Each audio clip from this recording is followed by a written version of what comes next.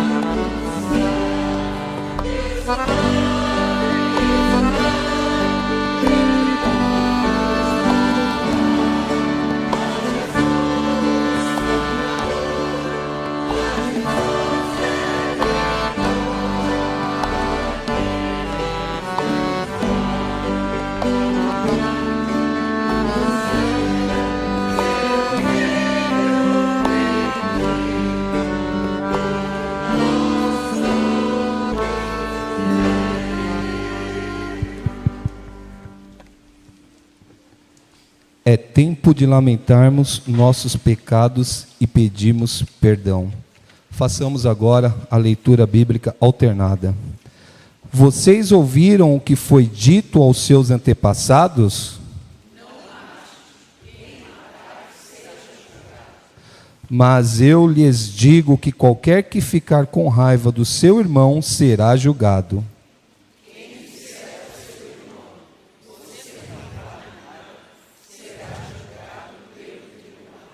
E quem chamar o seu irmão de idiota estará em perigo de ir para o fogo do inferno.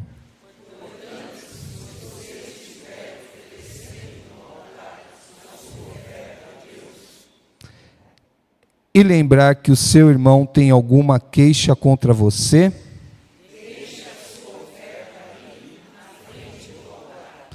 E vá logo fazer as pazes com seu irmão.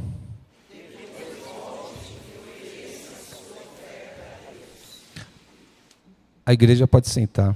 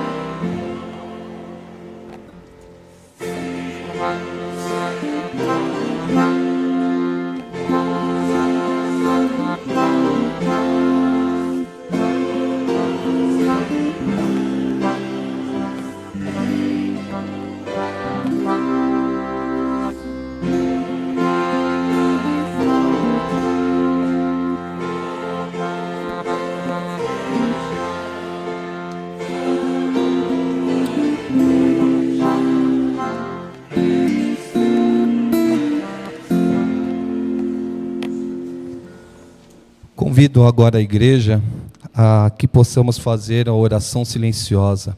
É tempo de examinarmos nossa consciência, é tempo de pedir perdão pelos nossos atos e tempo de refletir sobre o amor de Deus em nossas vidas. Oremos.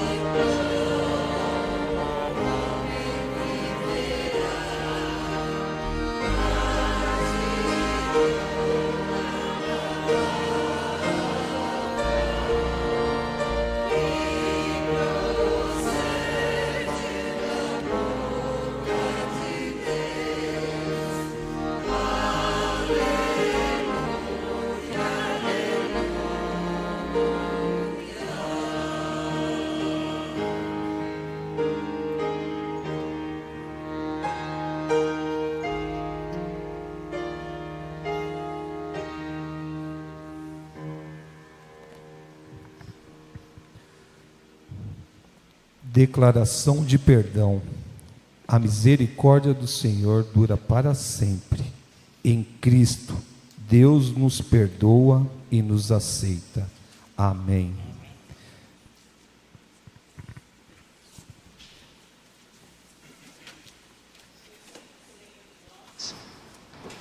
Na nossa gratidão e nas nossas súplicas. Este é um momento muito especial do nosso culto. E você, que tem algum pedido especial, uma gratidão, uma súplica para colocar diante do Senhor, eu convido você, meu irmão e minha irmã, quando estivermos cantando o próximo cântico, que venha aqui à frente à mesa da comunhão, para que após o cântico, juntos como uma só igreja, uma só comunidade, um só corpo de Cristo Jesus, nós estaremos orando. Vamos colocar em pé.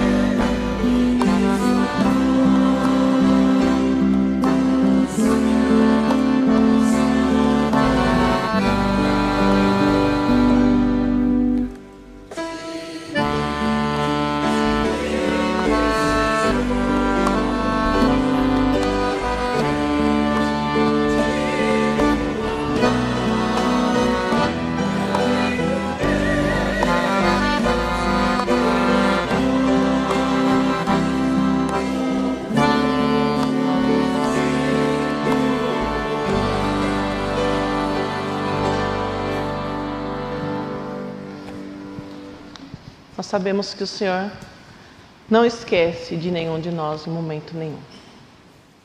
E nós estamos aqui como o seu corpo e a tua igreja, e eu gosto muito de enfatizar isso.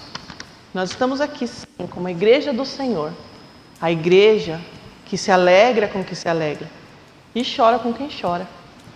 E nós temos diversos pedidos de oração, oração para nos alegrarmos, oração de súplica, intercessão pelos nossos irmãos que estão doentes, enfermos, lembrar do Lourenço, que graças a Deus, a cada dia ele está melhorando cada vez mais. E se Deus assim permitir, logo logo ele estará em seu lar, retomando as suas atividades normais. E dentre outros pedidos que está nos grupos de WhatsApp da nossa igreja. Então fiquem atentos, da mesma forma que o Senhor lembra de nós, a todo instante, Ele inclina os seus ouvidos para ouvir as nossas súplicas, as nossas ações de graça. Assim nós também, como a igreja dele, lembremos dos nossos irmãos. Reverendo Paulo, Reverendo Gerson, está tudo bem com eles? Eles estão hoje, Nós sabemos que começo de ano muitas igrejas comemoram aniversários. Então os dois estão hoje pregando. Reverendo Gerson, quilômetro 18, Reverendo Paulo na IPI de Guaianazes. Então vamos orar também pelos nossos pastores que estão aí, levando a palavra do Senhor em gratidão ao aniversário dessas igrejas. Amém? Então, feche seus olhos, abra o teu coração diante do Senhor e oremos. Querido Deus, Pai de todo amor e de toda graça, na certeza, ó Deus, que o Senhor lembra de nós a todo instante, Senhor. O Senhor lembra de nós quando os nossos corações estão aflitos, ó Pai. Lembra de nós, ó Pai, quando estamos também em nossos momentos de alegria, Senhor, porque o Senhor não nos abandona de jeito nenhum, ó Pai. E diante de Ti nós estamos, ó Deus, curvados e humilhados diante da Tua presença, Senhor, com temor e obediência, ó Pai, colocando diante de Ti as nossas súplicas, as nossas ações de graças, nossa gratidão, ó Pai. Te pedimos, ó Deus, que o Senhor abençoe, ó Pai, seus filhos e filhas que nesta semana, ó Deus, comemoraram mais um ano de vida. Que o Senhor, ó Pai, que é o dono da vida, que nos dá o dom da vida, o milagre, ó Pai, de acordarmos todos os dias, Senhor. A providência, ó Deus, o presente, ó Pai, que o Senhor nos dá a cada dia, Senhor, que é o nosso acordar, que é o nosso deitar. Então abençoe, ó Pai, cada um deles que comemoraram mais este ano de vida. E também, ó Pai, os lares, ó Pai, os casais também que comemoraram mais um ano de vida matrimonial. Que o Senhor também esteja abençoando cada lar da Tua igreja aqui, cada lar aqui representado, Senhor. Diante de Ti também colocamos a vida do Lourenço, ó Pai, do nosso querido Lolô, Senhor. Que o Senhor esteja, ó Pai, junto com a equipe médica, ó Pai, que está cuidando, ó Pai, daquela vida todos os dias, ó Pai. Também clamamos pela vida do Marcelo, pela vida da Ju, Senhor, da Lívia, Senhor, que o Senhor cada dia mais dê calma, né? Console o coração dos seus filhos, Senhor, que eles possam, ó Pai, permanecer fortalecidos pela fé, Senhor. Que em nome de Jesus nós cremos, ó Deus, nós cremos na Tua cura, Senhor. Que nós cremos, ó Pai, que o Senhor Jesus, um dia, Senhor, na cruz do Calvário, levou sobre si todas as nossas enfermidades, todas as nossas dores, Senhor, pois Ele é o autor e consumador da nossa fé. Te pedimos, ó Deus, que o Senhor fortalece a Tua igreja, fortalece cada vez mais essa comunidade de fé, a primeira IPI de Osasco, ó Pai, cada membro, Senhor, cada família, cada homem, mulher, criança, adolescentes, toda a juventude jovem, Senhor, que possamos, ó Pai, caminhar com o olho no Teu, com os olhares no Teu reino, Senhor. Muito obrigado, ó Deus, muito obrigada por esta igreja. Te pedimos que o Senhor incline os seus ouvidos e ouve o clamor e ouve a oração do Teu povo. É em nome de Cristo Jesus que nós oramos. Amém. Amém. Passamos todos juntos a afirmação de fé, que é o credo da quaresma. Nós sabemos que nós estamos no período da quaresma, um período de nós nos colocarmos diante do Senhor, né? Olharmos para nós, esse tempo de meditação, onde daqui em torno de 40 dias nós estaremos também olhando para a Páscoa, a sexta-feira, onde o Senhor Jesus entregou a sua vida por nós. Então vamos todos juntos afirmar a nossa fé por meio do credo da quaresma, com base no texto de Isaías 53. Todos juntos. Cremos que o Senhor Deus fez o seu servo Jesus aparecer como uma plantinha que brota e cresce em terra seca. Cremos que ele não era bonito, nem simpático, nem tinha beleza alguma que chamasse a nossa atenção ou que nos agradasse. Ele foi rejeitado e desprezado por todos. Ele suportou dores e sofrimentos sem fim. Era como alguém que não queremos ver. Nós nem mesmo olhávamos para ele e o desprezávamos. No entanto, cremos que era o nosso sofrimento que ele estava carregando. Era a nossa dor que ele estava suportando. Ele sofreu por causa dos nossos pecados. Ele foi castigado por causa das nossas maldades. Cremos que fomos curados pelo castigo que ele sofreu. Cremos que somos sarados pelos ferimentos que ele recebeu. Amém. E nós cremos que foi pago um alto preço para que hoje nós estivéssemos aqui, como irmão e como irmã. Então, um abraço, seu irmão, saudando ele com a paz do Senhor. Deus abençoe. Uma ótima semana. Amém.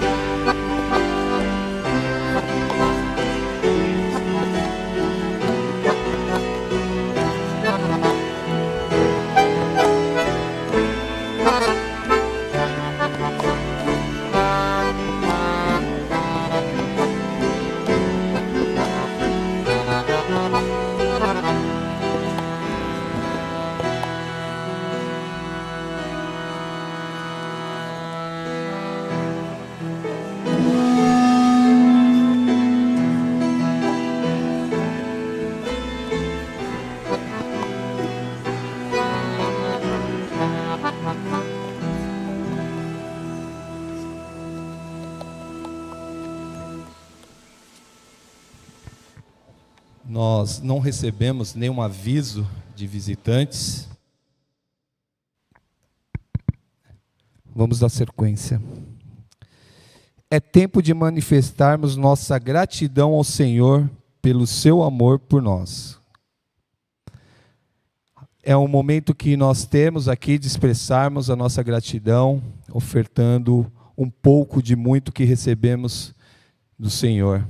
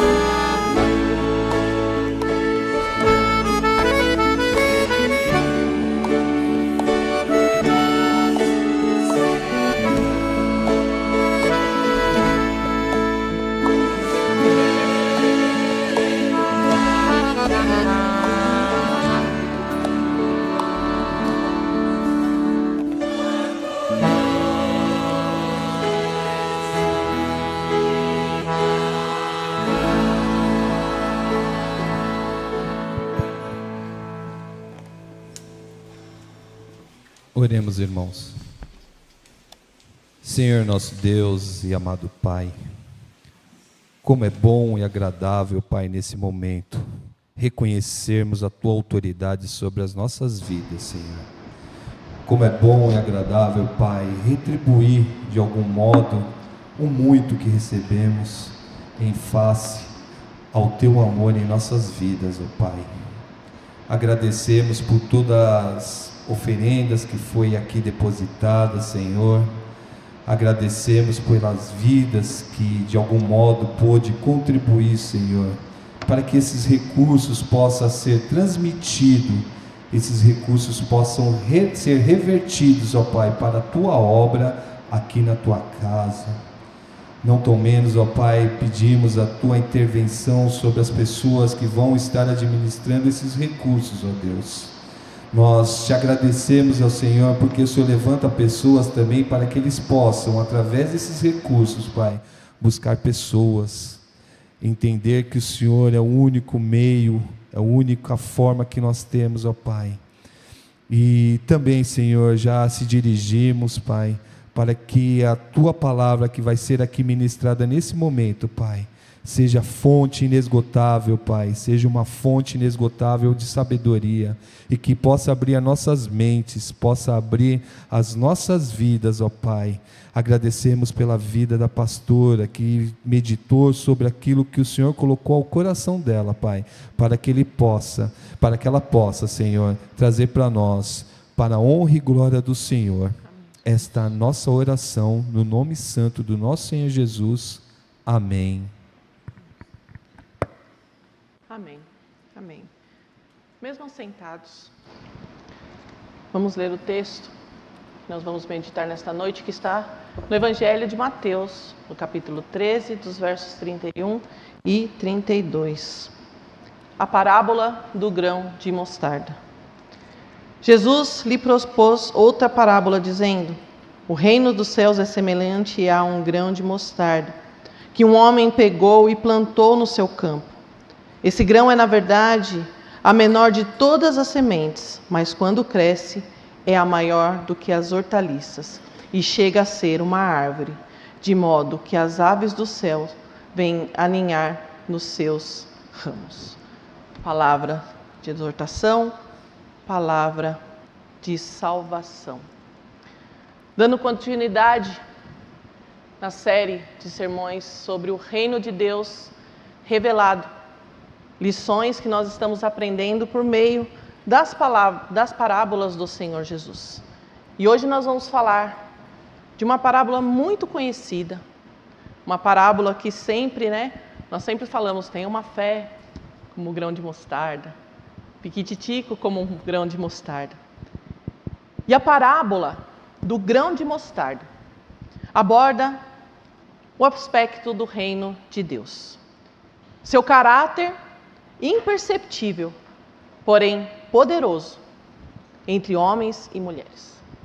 E a respeito desta parábola e de parábolas, eu sempre, quando eu tenho oportunidade, eu cito um livro, O Evangelho do Reino, do Dr. George Led. Eu falo que é um livro pequenininho, mas poderoso. E ele diz que as parábolas anunciam o mistério do reino, uma nova verdade sobre o reino de Deus, e é revelada no ministério terreno do nosso Senhor Jesus. E a parábola do grão de mostarda também é contada por Marcos e por Lucas. O grão de mostarda é, como o próprio Jesus afirma, a menor de todas as sementes, imperceptível aos olhos naturais do ser humano. E era um exemplo conhecido na sabedoria antiga, representando aquilo que era insignificante ou irrelevante. E Jesus toma esse elemento, conhecido por sua pequenez, para ilustrar o mistério do reino de Deus. Nós estamos aqui no meio de uma seção central do Evangelho de Mateus, de uma sequência de parábolas introduzidas, sempre da mesma maneira, como eu disse a semana passada, o reino dos céus é semelhante a. O reino dos céus é semelhante a. E essa repetição, ela é intencional, porque Jesus está redefinindo as expectativas messiânicas que aquelas pessoas tinham naquela época. Ele está ensinando como o reino realmente opera, não como homens e mulheres imaginam que o reino deve operar. Se dependesse de nós, talvez nós escolheríamos imagens grandiosas para falar do reino de Deus. O reino de Deus é como uma cordilheira.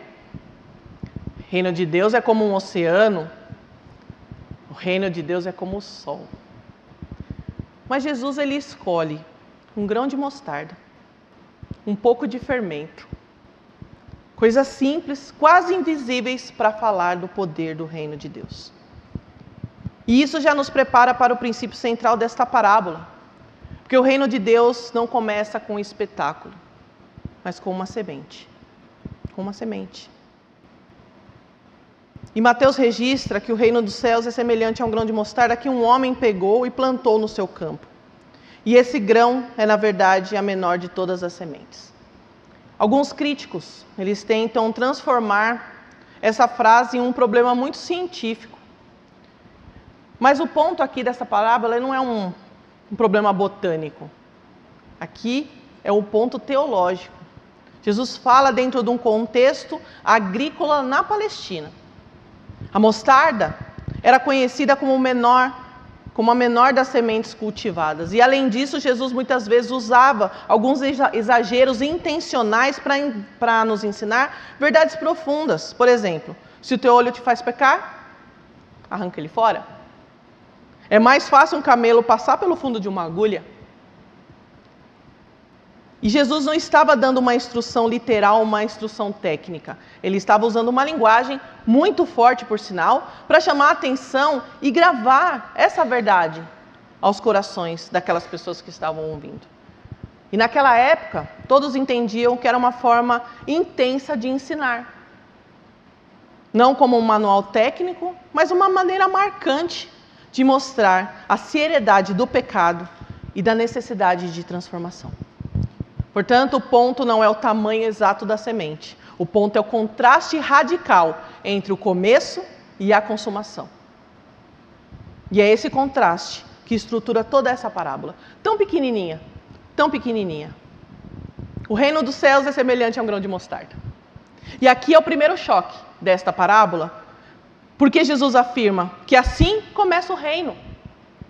Não com o império, não com o exército, não como uma revolução política, mas como uma semente.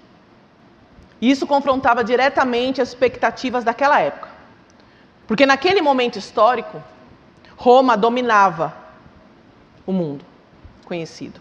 Tinha exércitos organizados, palácios, autoridade visível, poder militar incontestável. Mas existe um escândalo aqui. Um escândalo chamado humildade. Sabe por quê? Porque o reino iniciou com um bebê indefeso. Mateus registra o nascimento em Belém. E Lucas descreve o cenário. E deu à luz o seu filho primogênito, envolveu em faixas e deitou numa manjedoura, porque não havia lugar para eles na hospedaria. O rei prometido nasce sem espaço. Não em Roma, não no palácio de Herodes, mas numa cidade pequena, uma família pobre. Isaías já havia anunciado, e nós lemos aqui, ele não tinha aparência nem formosura, nenhuma beleza havia que nos agradasse nele. Então o Messias não se encaixava nos critérios humanos de grandeza. Ele cresceu na Galileia, uma região muito desprezada, em Nazaré. Trabalhou como filho de carpinteiro, viveu sem ostentação, e ele mesmo declarou, porque as raposas têm seus covis, as aves dos céus, os seus ninhos, mas o Filho do Homem não tem onde reclinar a cabeça. Seus apóstolos eram homens simples. Pedro, João, eram descritos como iletrados e incultos. E o movimento não nasceu dentro de centros acadêmicos ou em estruturas políticas. Aí depois, em seguida, veio a cruz. Mateus 27 nos mostra que o Messias foi preso, julgado, açoitado e crucificado entre dois criminosos. Seus discípulos o abandonaram e aos olhos humanos parecia o fim. O apóstolo Paulo reconhece essa percepção. Nós pregamos o Cristo crucificado, escândalo para os judeus e loucura para os gentios. E ele acrescenta: Deus escolheu as coisas fracas do mundo para envergonhar os fortes. E aqui está um princípio teológico e central. O que parece fraqueza é o método que Deus usa. A própria igreja, agente visível do reino, começou pequena e fraca em seu berço. Após a ressurreição, eram cerca de 120 pessoas reunidas. Nenhuma estrutura poderosa, nenhuma influência política. O reino chegou com um bebê na manjedoura, cresceu com um mestre itinerante e sem casa própria, foi anunciado por homens simples, e em todas as coisas do reino, o mundo vê essas marcas como fraqueza. Aos olhos do mundo, o começo da igreja revestia-se de consumada fragilidade. Mas essa fragilidade não era uma fragilidade falha, era uma estratégia. Porque a lógica do reino, o reino começa pequeno, porque não nasce da força humana, nasce da promessa de Deus. Zacarias já havia anunciado: não por força e nem por poder, mas pelo meu Espírito, diz o Senhor dos Exércitos. E esta é uma lógica constante nas Escrituras. Abraão começa sozinho, Israel como uma família no Egito, Davi como um pastor esquecido e o Messias como uma criança. Isso mostra que Deus planta o extraordinário dentro do ordinário. Talvez muitas vezes nós pensemos: nossa, eu sou muito pequeno, não tenho nenhuma influência, minha fé é fraca. Talvez nós olhemos para a igreja, muitas vezes nós vemos a fragilidade diante de estruturas culturais mais fortes. Mas o reino sempre começou assim, não em palácios, mas em simplicidade. Não com força, mas com promessa. O grão de mostarda que não impressiona, mas carrega vida. E quando a vida é de Deus, ela não depende de aparência para cumprir o seu propósito. A cruz parecia uma derrota, mas foi ali que o pecado foi vencido. O túmulo parecia o fim, mas foi dali que a vida irrompeu. Portanto, não despreze o que começa pequeno. Não julgue o reino pelo estágio inicial, porque aquilo que é plantado como semente não permanece semente. Porque o tema de hoje diz que é pequenos começos e grandes resultados no reino. E é exatamente isso que Jesus nos mostra no próximo movimento dessa parábola. Que se o início é humilde, o crescimento é inevitável. O crescimento é inevitável. E é para esse crescimento que a gente vai voltar nossos olhos no semeador que planta. Antes de avançarmos para o crescimento da árvore, nós precisamos fazer uma pausa aqui. Porque o reino não cresce sozinho, nós já vemos isso. E há um semeador. Há um semeador, e esse semeador é o próprio Cristo. A parábola fala de semente, fala de crescimento, fala de árvore, mas tudo começa com uma ação. Uma ação. Um homem tomou e plantou no seu campo. Nada acontece até que alguém plante. E aqui nós somos conduzidos ao quê? Ao coração do Evangelho. A iniciativa divina, a iniciativa humilde. O homem tomou e plantou. É assim que o reino começa, porque alguém decidiu plantar. E esse alguém não é alguém anônimo no plano redentivo do Senhor, é o próprio Filho de Deus. Jesus não esperou que o mundo viesse até ele, ele veio até o mundo. Ele não aguardou que os pecadores subissem, ele veio até nós, ele desceu aos pecadores. O próprio João declara: e o verbo se fez carne e habitou entre nós. Paulo afirma em seu lindo hino cristológico em Filipenses, sendo em forma de Deus, esvaziou-se a si mesmo. E isso é a iniciativa de Deus, é a iniciativa divina. O reino não nasce da busca por Deus, nasce da busca graciosa de Deus por nós. Romanos 5:8 declara: mas Deus prova o seu amor para conosco, pelo fato de ter Cristo morrido por nós, sendo nós ainda pecadores. E Ele plantou enquanto éramos solo duro.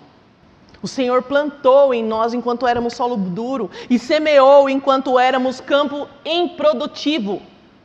E isso não é uma reação, isso é uma iniciativa do próprio Senhor. E aqui nós precisamos perguntar: e o que isso daí ensina sobre Deus? Ensina que Ele é um Senhor, e Ele não é distante, Ele não é indiferente, Ele não é passivo, Ele toma a iniciativa. Talvez alguém diga: eu encontrei Cristo. Mas na verdade, a verdade mais profunda é que Ele foi que nos encontrou. Ele encontrou você, Ele encontrou a mim primeiro. Ele é como o semeador que sai para lançar a semente e não espera o solo. Não espera que o solo o procure. Ele toma a iniciativa, Ele planta, Ele age primeiro. Você só o buscou porque Ele já estava trabalhando em seu coração. Você só respondeu porque Ele iniciou. E a nossa fé não começa com a nossa decisão, começa com a graça do Senhor. Porque a fé é dom de Deus. E nós amamos porque Ele nos amou primeiro, assim diz as Escrituras em 1 João 4,19. Esse é o caráter do semeador. Porque o poder do crescimento não está na genialidade da semente, mas na fidelidade daquele que plantou. E se Ele tomou a iniciativa de plantar, Ele também conhece o destino daquele que plantou. E é exatamente o que nós vamos ver agora. Porque se no início revelou a humildade do rei, o próximo movimento revelará a certeza desse propósito. E é para essa certeza que nós vamos caminhar. Porque grandes resultados desenvolve-se de pequenos começos. O verso 32 diz: e crescida é maior do que as hortaliças e se fez árvore. Se o início é humilde, o desfecho é surpreendente. Surpreendente, porque Jesus nos conduz do invisível ao incontornável, da semente quase imperceptível a uma árvore impossível de ignorar. Pequeno início, resultado fenomenal. E aqui está o coração dessa parábola. Perceba o contraste que Jesus constrói. A menor das sementes, a maior das hortaliças. Aquilo que se mal vê ao ser plantado, torna-se visível à distância quando cresce. E essa progressão não é apenas agrícola. Como eu falei, ela é uma progressão teológica. Jesus está ensinando que o reino não pode ser avaliado pelo seu estágio inicial. A semente não revela a sua glória no momento da semeadura, ela carrega dentro de si um fruto invisível. E é assim com o reino. Esse princípio não é isolado nesta parábola, ele ecoa em toda a Escritura. Grandes rios começam em pequenas nascentes. O carvalho imponente nasce de uma pequena noz. Daniel viu isso em linguagem profética. Lá no capítulo 2, ele diz: uma pedra foi cortada sem auxílio de mãos. E a pedra feriu a estátua e se tornou uma grande montanha que encheu toda a terra. Uma pedra pequena, um impacto gigantesco, um crescimento irresistível. O próprio profeta Abacuque: a terra se encherá do conhecimento da glória do Senhor, como as águas cobrem o mar. Observe essa progressão: pedra que cresce, água que enche, semente que se torna árvore. O reino de Deus é assim. Seu tamanho atual e sua aparente insignificância não são indicadores da sua consumação. E a história confirma o que a parábola anuncia. No Pentecostes, 3.000 se converteram. Depois, 5.000. Depois, multidões. O que era um grupo pequeno reunido em Jerusalém transformou-se num movimento impossível de conter. Jerusalém, Judeia, Samaria, Ásia, África, Europa. Em poucas décadas, o Evangelho já havia alcançado os principais centros do mundo romano. Roma tentou impedir, mas não conseguiu. E aí vieram as perseguições, as prisões, confisco de bens, fogueiras, leões nas arenas. Mas o reino do Senhor crescia. O reino do Senhor crescia. Enquanto os templos pagãos ruíam, Cristo era confessado pela tua igreja. Enquanto os deuses de panteão desapareciam, a igreja se espalhava. O que começou invisível tornou-se global. Mas por que tudo isso? Porque o crescimento do reino não depende da força humana. Não depende da força humana, depende da soberania do nosso Senhor. E o grão de mostarda não cresce por esforço próprio, ele cresce porque ele carrega a vida. Porque ele carrega a vida. E o reino cresce porque carrega o poder de Deus. O próprio apóstolo Paulo declara que o Evangelho é o poder de Deus para a salvação. E isso não é propaganda, não é estratégia meramente humana. É o poder de Deus. Aquilo que o Senhor inicia, o Senhor sustenta. E aquilo que o Senhor sustenta, Ele conduz à consumação. Então, meu irmão e minha irmã, não julguemos o reino pelo seu estágio atual. Não julgue a obra de Deus pela aparência momentânea. A semente ainda está viva. E quando Deus planta, Ele não abandona. O que começou numa manjedoura, terminará num trono universal. O que começou com pecadores, terminará com uma multidão que não poderá ser contada. Mas Jesus não terminou ainda a imagem, porque essa árvore, ela cresce, e não cresce apenas para si mesma, ela cresce para abrigar. E é exatamente para essa imagem das aves, dos ramos, que nós vamos voltar os nossos olhos agora. Ainda no versículo 32 diz, de modo que as aves do céu vêm aninhar-se nos seus ramos. Depois de mostrar o início humilde, o crescimento surpreendente, Jesus vai ampliar ainda mais a nossa visão. Olha que parábola pequena e que parábola irresistível, transformadora.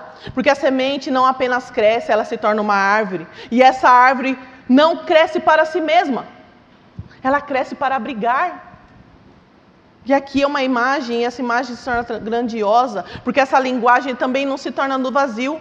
Nas escrituras, aves que se aninham nos ramos, frequentemente simbolizam o quê? As nações da terra. As nações da terra. Lá em Ezequiel diz isso. Em Daniel, a grande árvore representa um reino cuja influência alcança povos diversos. As aves dos céus faziam morada nos seus ramos. Em Ezequiel ainda, Deus promete plantar uma árvore sobre a qual habitarão aves de toda sorte. Então, quando Jesus fala das aves aqui, aninhando-se aos ramos, Ele está evocando essa tradição profética, Ele está dizendo de forma implícita que o reino que começa pequeno não permanecerá naquele local, não permanecerá restrito, não permanecerá por meio de etnias. Ele vai se tornar universal. Universal. E a história confirma essa promessa. 40 anos depois da morte, da ressurreição do Senhor, o Evangelho já havia alcançado grandes centros do mundo. De Jerusalém até Antioquia, da Ásia Menor até a Grécia, de Roma até o norte da África. O que começou com um pequeno grupo na Galileia já estava atravessando fronteiras e mais fronteiras. E continua expandindo e ganhando pessoas de todas as nações. Impérios caíram, dinastias desapareceram, cultos antigos se extinguiram, mas o reino permanece e a igreja não para. A igreja não para de crescer. Não para de crescer. E não é um crescimento apenas numérico, é extensivo. Porque a parábola aqui não fala de crescimento numérico, ela fala de extensão. Não apenas de mais pessoas, mas de mais povos, mais culturas, mais línguas, mais territórios. Isso é um crescimento extensivo, ele é cósmico. O próprio livro de Apocalipse declara que o reino do mundo se tornou do nosso Senhor Jesus Cristo. Do nosso Senhor Jesus Cristo.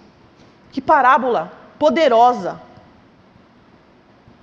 Não diz que coexistirá, diz que se tornará o grão plantado na história.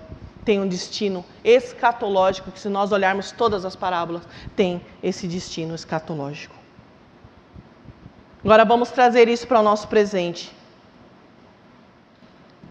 Talvez muitos pensem que o Evangelho ele é pequeno demais para transformar culturas.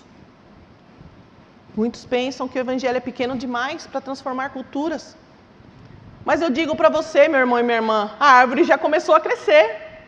A árvore já começou a crescer. Talvez alguém diga que o cristianismo é apenas uma tradição localizada. Sim, mas as aves vêm de todas as direções. Porque hoje nós vemos crentes na África, na Ásia, na América Latina, no Oriente Médio, na Europa. O reino não pertence a uma bandeira. O reino pertence ao nosso Senhor Jesus Cristo. E a um rei. E isso é profundamente pessoal. Porque se as aves representam as nações, elas também representam indivíduos. Indivíduos. Pessoas feridas que buscam abrigos. Pessoas culpadas encontram perdão. Pessoas cansadas encontram descanso. Descanso.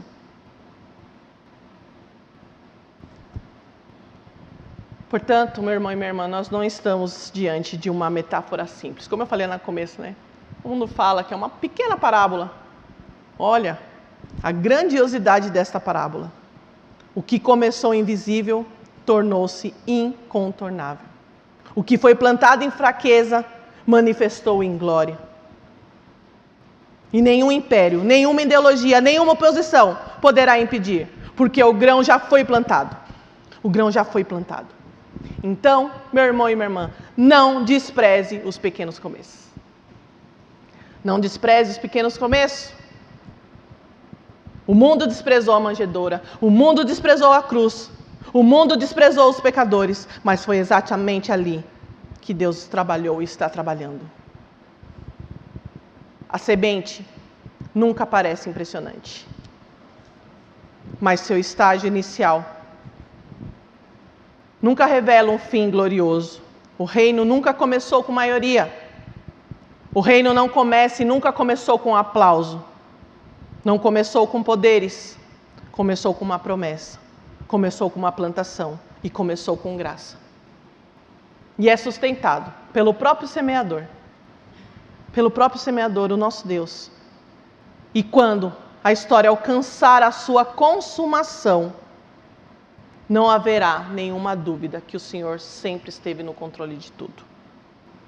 E até lá, como eu disse a semana passada, sejamos fiéis, plantando, confiando, esperando e servindo.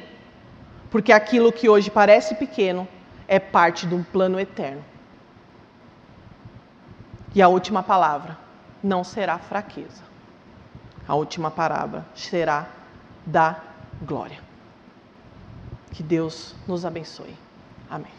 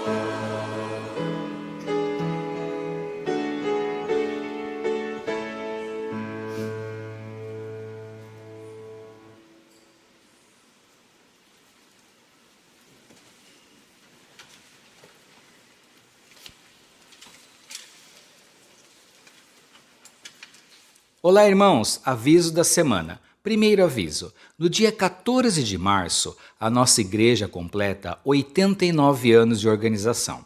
Como todo ano acontece, as mulheres da nossa igreja, elas fazem um bolo para a gente comemorar. O que elas estão pedindo? Ajuda financeira para a gente poder comprar os ingredientes do bolo. Se você quiser e puder, fala com a Sheila, fala com a Odete, que elas vão te orientar.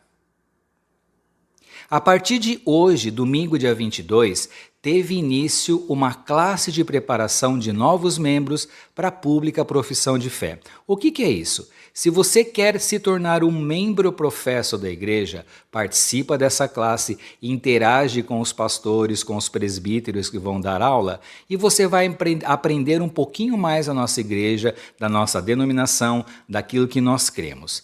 Ah, Carlos, eu tenho dúvida se eu quero ou não quero. Não tem importância. Venha, participe, aprenda e depois você toma a sua decisão. Todos os domingos, no horário da escola dominical. O último aviso, não menos importante, como a gente já tem falado, entre os dias 17 a 21 de abril, a nossa UMP vai promover acampamento cujo tema é Estações. O que eles estão pedindo? Jovens, façam a sua inscrição. Se você não fez ainda, cuidado para não ficar sem a sua vaga. Outra coisa, se você quiser colaborar financeiramente com esse evento, procura a liderança, eles também vão te dizer como que você pode fazer isso. Essa colaboração pode ser pagando uma inscrição para um jovem, total ou parcialmente, ou ainda ajudando na logística do evento. Eles vão te dar mais informações.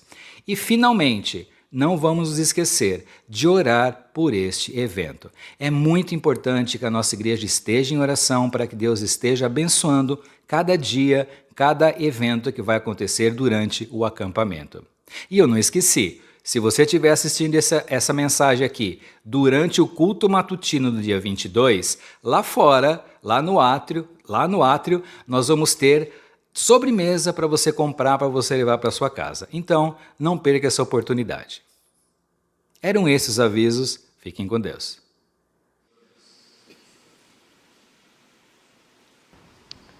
Somente reforçando sobre a classe de novos membros, se você, meu irmão e minha irmã, quer participar, tem dúvidas, procure os pastores. Nos chame o reverendo Paulo, o reverendo Gerson, podem me chamar. Nós estamos à disposição para tirar qualquer dúvida. Lembrando que a classe de novos membros começa a semana que vem, dia 1º de março, às 9 da manhã, na EBD. Estamos partindo para o final do culto, de louvor e adoração ao nosso Deus. Eu convido vocês a se colocar em pé. Tenham todos uma semana abençoada em Cristo Jesus. Vamos orar a oração que o Senhor nos ensinou. E após a oração, eu estarei impetrando a bênção do Senhor. Oremos. Pai nosso que estás nos céus, santificado seja o teu nome. Venha o teu reino, seja feita a tua vontade, assim na terra como nos céus. O pão nosso de cada dia nos dá hoje. Perdoa as nossas dívidas, assim como nós perdoamos aos nossos devedores. E não nos deixes cair em tentação, mas livra-nos do mal, pois teu é o reino, o poder e a glória para sempre. Amém. Recebei a bênção. Que a graça do nosso Senhor e Salvador Jesus Cristo, o amor insondável de Deus, o nosso maravilhoso Pai, a comunhão, a consolação e a unidade do Espírito Santo do Senhor esteja com todos nós e com todo o povo de Deus espalhado pela face da terra, desde agora e para todos sempre. Amém. Amém. A igreja pode se sentar.